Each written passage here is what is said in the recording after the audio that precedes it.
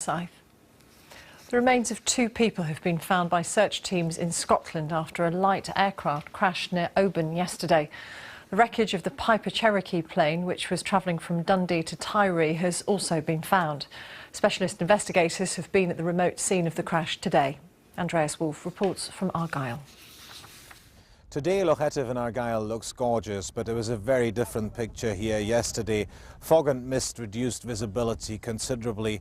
At about 2 p.m, radio contact was lost with a small two-seater airplane travelling from Dundee to the Isle of Tiree on the west coast.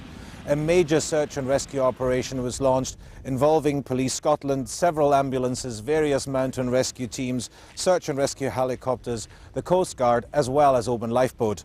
At about 8 p.m, the bodies of two people were found, but their names haven't been released yet. Special investigation officers are at the scene a bit further up the loch here in a very remote part, and the wreckage is scattered over a large area. Thus, Police Scotland are saying the investigation will take considerable time. Andreas Wolff in Argyll. The headlines now on BBC News.